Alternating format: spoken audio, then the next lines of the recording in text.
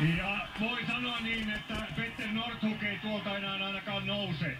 Ei, Norja on kuudentena ja hän on jäljessä 45-50 metriä. Sveitsi tulee siihen vielä. Gianluca Colonia pääsee yrittämään mitalivauhti. Ja Ruotsi, Theodor Pettersson ei ole ehkä lyöty vielä, mutta on kuitenkin 20 metriä. Ruotsillakin. Kyllä, pitkä on matka. Ja Saksa menee ensimmäisenä. Ja Suomi vaihtaa töö. Ja sitten tulee Norja tuohon vaihtoon. Ero on puoli sekuntia Suomeen. Venäjään 1 sekunti. Sitten on Sveitsi 2,8. Ruotsi 5,14. Ja Norja 10 sekuntia. USA Kazakstan, Tsekki, siinä mennään, kellot kilkuttelevat ja ne kilkuttelevat hienon kilpailun merkeiksi ja Sami Jauhojärvi haluaa kärkeen tuolla nousussa siellä rinteessä. Näinkö se ei olette tämän suunnitelleet? Suomi ykköseksi!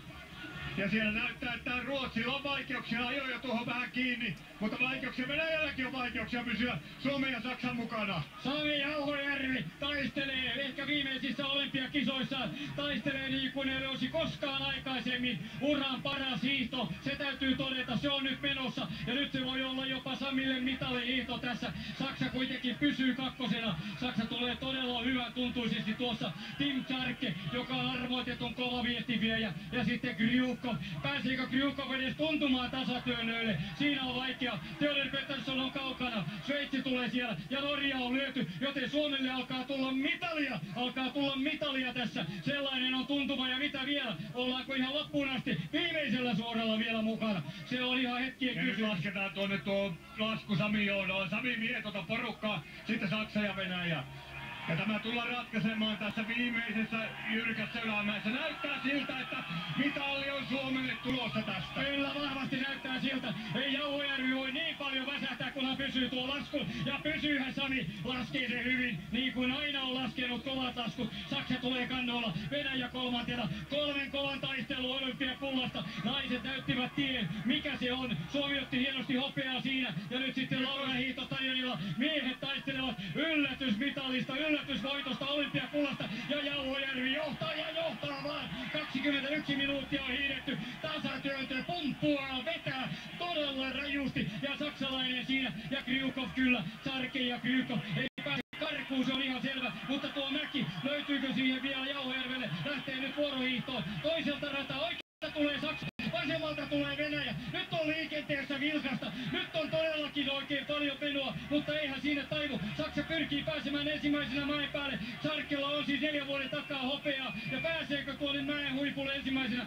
Kryukov ja Venäjä ei pääse. Sami on kakkosena, Suomi kakkosena. Näin ollen Tjarke sinne menee. Tummat lasit silmillään, Saksan kakkosnumero siinä. Ja juuri on ennen. Tulee ulkorata. Kryukov sisällä. Ja Ruotsi on niin kaukana. Suomi saa mitalin tänään, mutta mikä on väri? Tuleeko kultaakin? Siitäkin vielä taistellaan todella rajusti.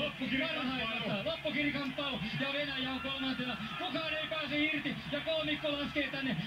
400 metriä matkaa maaliin. Ja Saksa ensimmäisenä. Jauhojärvi tuohon kovaan mutkaan. Ruotsi on jäänyt 100 metriä. 80 metriä. Sieltä ei mitaleilla tulla. Ja Sami puikkaa sisäkautta. On päästä ja pääsee ensimmäiseksi. Ja nyt Ruotsi kaatuu.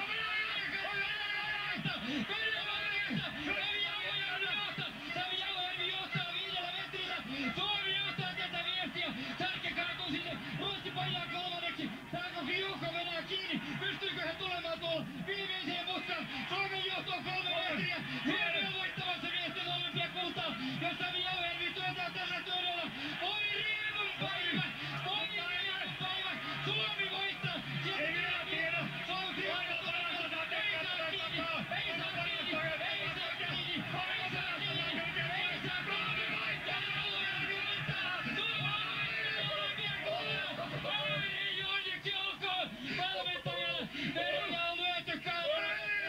Ja nyt tulee Ruotsi. Ruotsi tulee kolmanneksi. Sitten tulee Norja. Sitten tulee Sveitsi. Suomi on voittanut Paris Sprintin olympiakultaa. Sami Jauhojärvi, Iivo Niskanen.